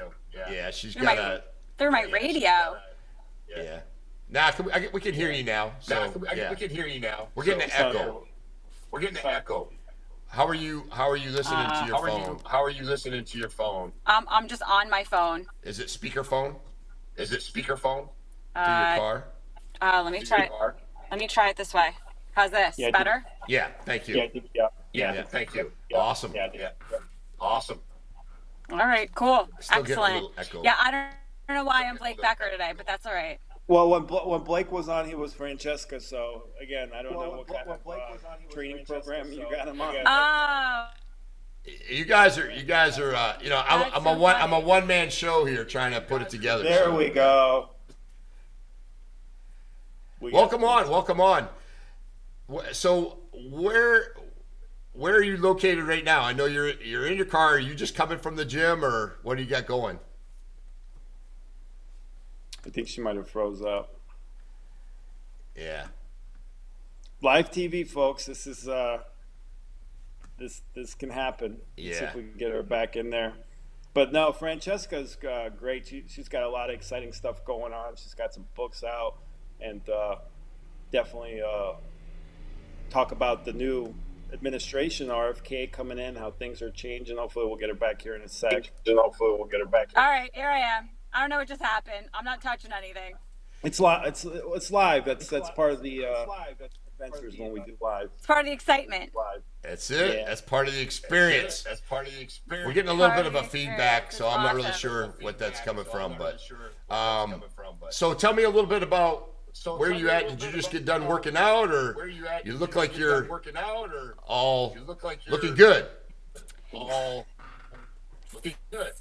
Thank you. It's part of the job. You know, you're a product of the product. So, no, actually, I just finished up some training sessions, and I'm gonna get ready to do some more training sessions. I've got some talks this afternoon on some nutrition, some gut health, some inflammation. I am like loving this stuff. This is really this is my jam. This is what drives me every day, is motivating and inspiring people to live better lives, but with a customized plan that fits their lifestyle. So no two plans as far as nutrition and fitness are ever going to be alike. So I want to give people the tools and the resources that they need to see real results without the stress, and just like feel great about, you know, who they are and their bodies. Well, that's good. What are you thinking about right now, as far as What are you thinking about our, right now our current as far state with our new current state czar, with our as new far as health and make America czar healthy again? as far as health and make America healthy again? Look, I'm super excited about all this. I just had this conversation this morning, you know, with some of my clients. I think that it's time that we take our food industry and our health back. And I think that the new organization that's coming through, I hope that it's going to be some great new steps for us.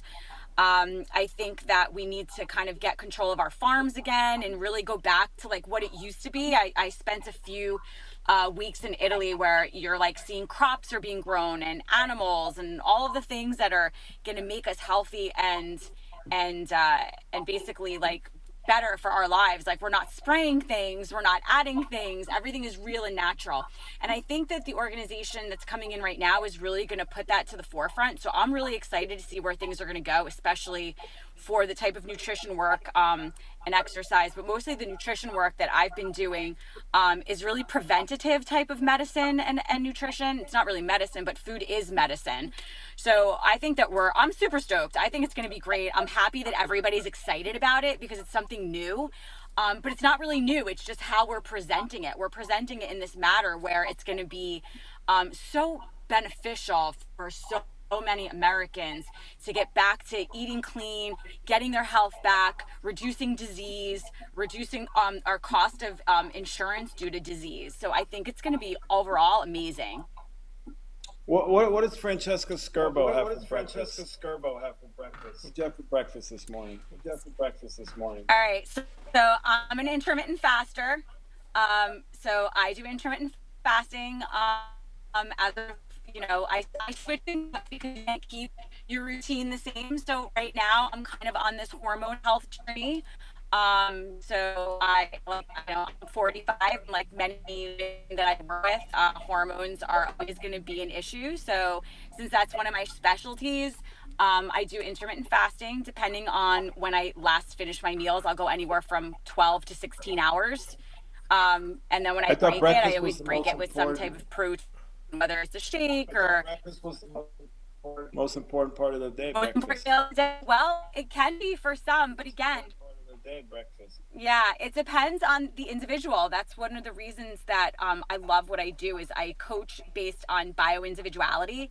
So no two bodies are alike. So if breakfast is your jam and you feel good and you need something to jumpstart your day, great. For others, they could use a little bit less food in the morning. So I'll switch it up. So it's really a matter of what everybody does.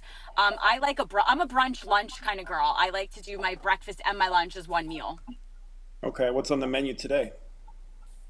Okay, what's on the menu today? So today is a plant-based protein shake with berries and almond butter, and then I'll probably end my day with some fish. I do fish and eggs. I'm not a big meat eater per se, but I'm not against meat. I just don't like it for myself. So I'll do a little fish, a little salmon probably, and then I'll pair that with like a great big salad and some roasted vegetables or something like that. I like to keep my balance of healthy fats, fiber, and protein. And speaking of gut health, what can we do to help Tim And Jarrett's speaking of gut? gut health, what can we do to help Tim Jarrett's gut? So I need to understand your gut before I can like really go like, hey, here's what the problem is. Francesca, I know you've been over to the I mean, studio, gut health is but we live right, or we work right next to a We live pizza we work right next to a pizza place, so that's made it very difficult for us to behave. And pizza place. So that's made it we very eat difficult quickly. What's some to good behave. things we can do, or eat eat quickly. What's some good things we can quickly do and healthy, or and eat you know quickly at the right and price, healthy I guess, because to eat healthy nowadays is kind of expensive. at the right price, I guess, because to eat healthy nowadays is kind of expensive. That's a tough one. At the right price is always going to be tough because look, good food's not cheap. That's why when you watch all these commercials and you're like 10.99 all you can eat, and it's like pro-inflammatory food that's going to make your body feel like crap. So really, my suggestion with anything like this is planning. If you want, always like it's so easy when I say planning, like boil up a bunch of like eggs, cook up some chicken breast, stuff that's easy to like grab and go that you can put in a Tupperware or a bag. With all of my coaching programs, I put a lot of like thought into like what their lifestyle is like. If you guys are in the studio all day filming and sitting, I want to make sure maybe you have a refrigerator and we can stack that sucker up, during the week with some really great things, maybe like some yogurts, or we get like a blender for some protein shakes or things like that. You don't have to pay a lot of money to eat well. You really don't. Tim, I think you should invest in a blender here. We should make some smoothies. Yeah, that's what we need: a blender, smoothies, fruit. We can just put a fruit stand right outside. But no, I know that that's a big issue with me as far as eating correctly, because getting out and going out to restaurants can get very expensive. But it's not even so much the money; it's the time it takes to do it, and you Yeah. really want to be able to eat now. And but having those Yeah. snacks and preparing, I think, is what we need to do. Yeah, I mean, look, nobody likes to cook. I don't think I've come into I'm obsessed with cooking, which is why I wrote two cookbooks that are easy to follow so that people can cook quick and fast and with no, stress involved. But another thing too is, being able to understand like foods in a grocery store, like what's easy to buy, what's not easy to buy, and then to be able to read labels. So I think planning is the key to success, and it does not have to be hard. And if you have to go to a fast food type place like a Chick-fil-A, or you're going to, I don't know, I'm trying to think of like a Chipotle, there are a lot of healthy options in there. You just have to know what to pick. And that's where, the coaching education that I do works on. So yeah, but we can help you, Tim. I'll come over and make some shakes. I need that. I need somebody that and I like it, and I'm very easy. I eat just about everything, so Yeah, I'm it not real shows, Tim. picky. What's that? Yeah, thanks, It Pat. shows. Yeah, yeah. Hey, that's all right. I'm trying, Pat. I'm trying. I don't know about that. Hey, all you can do is try. So I know, Francesca, you're going to be doing some podcast stuff with us. You're going to be talking a little bit more about what you do. I can't think of a better topic right now where I think the country is with RFK. We're really looking at some different ways we can change. How does our eating habits impact us? And I think in your podcast you're going to discuss a lot of that. But how has food changed us in the last 20 or 30 years? I mean, we always say you are what you eat, but give us a little bit more on that. Wow, that's an awesome question, and it's one that I talk about a lot. So everything that we put in our body directly affects how we perform, how we look, how we feel, how we go through our day. So we have become really, we're a mass-produced like society right now. The faster we can create these products, the better. But in actuality, it's deteriorating our health. So I always say you've got to go with real food. So if it's on a plant and it was created on a plant like an apple or something along those lines, great. If it was created inside a plant with chemicals, get rid of it. Right now, we're becoming a pro-inflammatory society. So many people right now are eating pro-inflammatory foods. It's leading to a cause of all types of diseases. It's leading to gut health, which is leading to more disease. You know, it's causing brain fog. And remember, our gut to brain connection, super like important. But, you know, we really need to get rid of these pro-inflammatory foods, the dyes. Thank God we just started to take these dyes out of our foods right now. It's been taking forever. And we've known, you know, that it's been an issue, but now we're really addressing it and we're going to put it to the forefront and we're going to get rid of. So I think it's all a positive and I'm excited about it. But I think that right now we need to go back to eating real food often and getting rid of the box products. Go into your cabinet. Anything that has a box or anything that's white, get rid of it. Buy real food. Do you think the food that we're eating now and I know this is kind of like a loaded question, softball, but do you think the food we're eating now has anything to do with Alzheimer's, basically diabetes? Obviously, we know that, right? But the preservatives and things like that. I know that people are concerned about autism. Those connections? What's your thoughts on those? Absolutely. I mean, studies are now coming out, these functional medicine doctors that I fully respect and I follow, as well as, you know, our regular, like, you know, Western medicine doctors as well. You know, look, we're seeing that sugars are addictions. And the sugar that we are finding in these foods are, you know, causing, you know, we're seeing the studies come out. They're not great for these kids. They're not great for adults. And it goes back again to pro-inflammatory foods. I don't remember off the top of my head the percentage, but there is a high percentage of inflammatory foods in one's diet that is causing, you know, inflammation and gut health issues, which is then leading to other issues. Like I've mentioned before, different types of diseases, autoimmune. We've never had all these different types of autoimmune. I work with so many people now with leaky gut, diabetes, you know, different hormone imbalances. And a lot of that, when you look at their diet, it's like, yeah, your diet is creating a lot of this. And when I take out some of these things that I'm talking about, the seed oils, the box products, the sugars, they're seeing better results. They're getting off medication. They're having more energy. Their face has cleared up. They've got more mental clarity. So yeah, I think that what we're eating, again, food is medicine. What you put in is what you get out. It's like, think about like a Ferrari, right?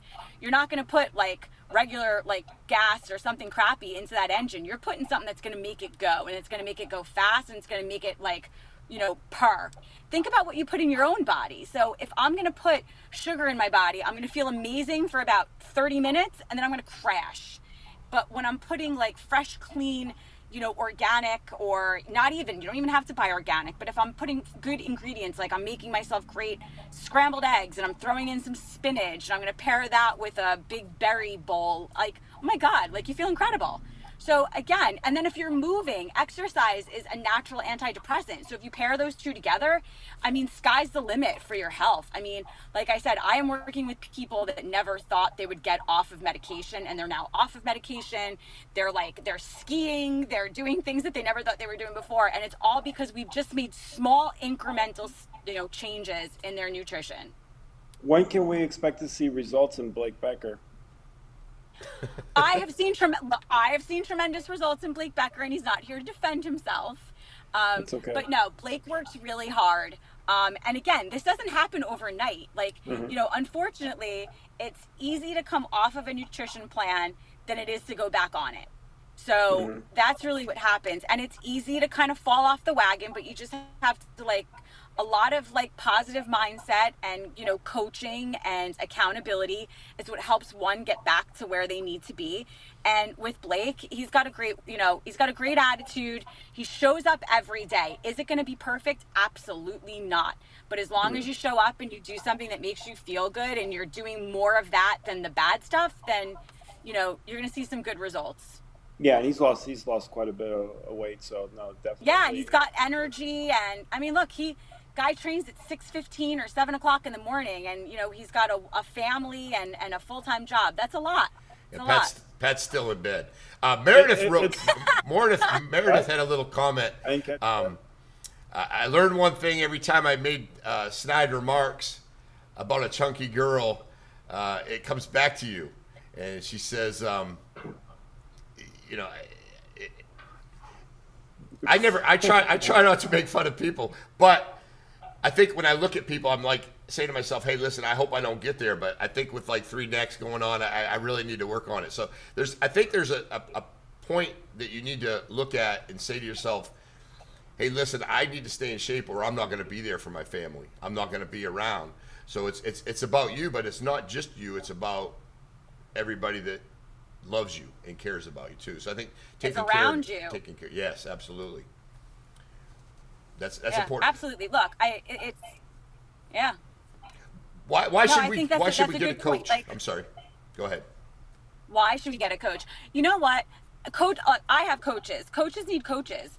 A big part of that is, you're going to show up. If I had to decide, should I go to the gym or should I go grocery shopping or should I just go pick something up? But if you know that there's a plan and there's someone there that supports you, whether it's a family member or it's a coach or it's any kind of support system is what leads to success. So why hire a coach is for those reasons. It's accountability and it's help.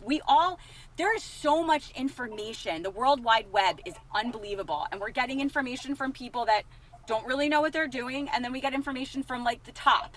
So we've got this it's like a seesaw. So I have people that come in and they're like, I watched this video on YouTube, or I read this article, or this guy does this crazy workout / diet. Should I do that?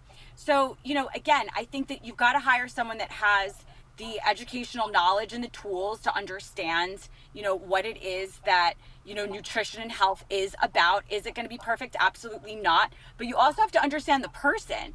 So, and a little bit of what I do too is, a little bit of what I call life coaching. It's those pillars of health. And if you're not happy in certain areas of life, or you're stressed, or you're just not where you feel complete, a lot of other elements of your life are not going to be great. And that's usually falls, and they usually suffer nutrition and fitness. That's usually always put aside. So that coach, and what I do is I come in and I try to help put all of that together for you. And a lot of people need people need their hands held. I mean, I got into this career I was an anorexic teenager. I hired people like myself to help me, and I want to be able to do that for other people. Well, we need to get a coach for Tim, Francesca, because he hasn't seen the football since kickoff. So any way you can coach him. Are we talking about a football coach, or are we talking? Well, any kind of coach. I think Tim is coachable. Tim, yeah. I can coach you. He's definitely coachable. We got you. Pat's tough behind the studio. He just doesn't say that. Hey, listen, I want to play a little video that you sent me, and I think it's fun. I don't know about you, but I go on Instagram or TikTok, and I see these videos. But what the hell is this guy doing here? Let's see if we can see him work out here. He's got some band work going, right? Can you believe this? I mean, this The makes rubber me band. nervous. I mean, Makes me nervous. Looks safe. what's the resistance there for? I mean, it's either lifted up or don't. But I like it what he does here. This is good stuff. That's. Hey, let me tell you, that's the best part of the workout is that motivational high that you get after you've done something that you think was epic. This is a little much. I've seen people work out with bands, but this is a little much. I have seen my fair share of members and clients coming in with these videos that they want to try, and I'm just like, wow, yeah, maybe we don't do that, but we do something different. But I give this guy credit for just showing up every day, right? Oh yeah, absolutely. I'm definitely not ripping on it. I would be nervous about one of those bands snapping, and someone falls to the floor. But yeah, do not do that at home. Do not do that supervised. I don't even know what that is. Yeah, because he's in the gym doing something. But the thing is, I mean, you can hurt yourself if you. I could touch Oh the my bar, God. Francesca. I'll say this, guys, exercise is not something, I mean, don't follow things you don't know, because I've seen things that, people have, really like tried some stuff that can hurt your shoulders, your back, your knees, your elbows. If you're not sure what.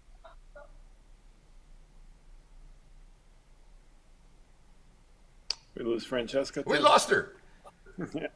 She's there. So she's gonna be there somewhere. But yeah. So, but yeah, no. Good point as far as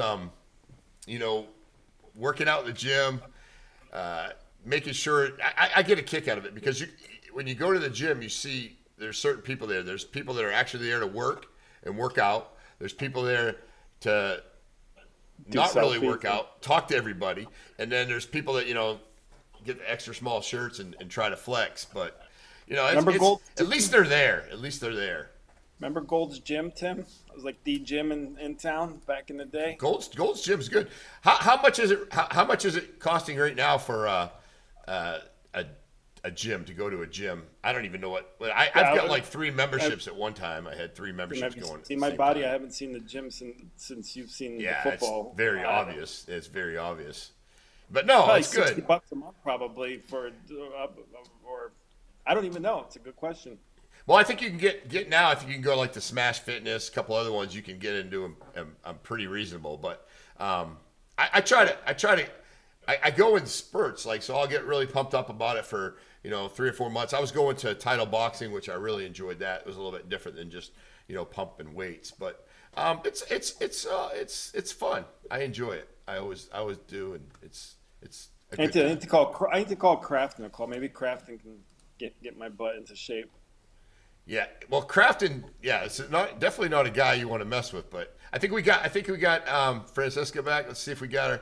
We got you, Francesca. Are you streaming from Ukraine? What's going on over there? Yeah, she's in a bad spot. So, but we'll catch up with her. I know she probably wanted to jump in. I know she got a couple of things going on. Announcement that she wanted to make, so if she can jump back on and her announce. Yeah, no problem. But anyway, so we got a great first week. This is again a little bit of some technical difficulties going on, but we're working all those bugs out, and I know we're going to be in the studio soon, so that'll work out great. So I'm gonna try to bring her on one more time, see if we got her. If not, we'll let's see if we got her. I don't know if you can hear us. Francesca, can get a thumbs up. Let's bring her in. No overlay. We got her. There we go. There we go. All right, we got her. I hear ya. Yeah, she's here. And we got her. So yeah, that guy working out. Sorry, I don't know what happened. Yeah, it's bad reception there. So we want to thank you for coming on. We're gonna have you again. You have your own setup. You maybe come by the studio with a little bit better camera wise, and we'll go from there. But yeah, so Patrick, anything to say on a final push out of the door? No, it was a very fun show, interactive. It looks like 65 comments, so good stuff as we continue to build it up and get it to where we want it to be. But yeah, it's a good time. Thank you for Francesca for joining us. She's got some exciting news to share. I guess we'll let her share it maybe another day. And Mike Esposito. You see Mike Esposito? Yeah, just Mike's on. Yeah. Shout out to Espo. That's my guy, Espo. Yeah, Mike. Just to let you know, Mike Esposito. He'll work a 12-hour shift, then he'll go work out late at night. But in between, he'll drink like 8 Red Bulls. Yeah, Mike. I know you're on there, but that can't be good for you, buddy. You got to slow down the Red Bulls. Yeah, the Red Bulls will kill you. Sab's on there, Mike. Yeah. Sab, post a goat picture for Esposito because Esposito's the goat. We love Espo. Fire mash. That's an old inside joke, Tim, at Outback when we got low on mash. You have to yell, fire mash. It's all good. Hey, listen, 239 Live. We're having fun getting through our first week. Don't forget, Friday, we're going to be here on Friday. It's going to be a great time. I know Francesca's trying to get on. We can't do much with you right now because we're just getting ready to wrap it up. So, but we appreciate you guys. Thank you so much. Big shout out to who? Blake for jumping out at Mar-a-Lago, and then we'll have Pat Dearborn on Friday. Yeah, we're gonna have a big group. Thank you for joining in. Again, we're going through a learning curve here, but we're having a lot of fun, and that's what it's all about. 239 Live. We are getting ready to head out. Thank you all so much. We appreciate you. Join us on Friday. We're out.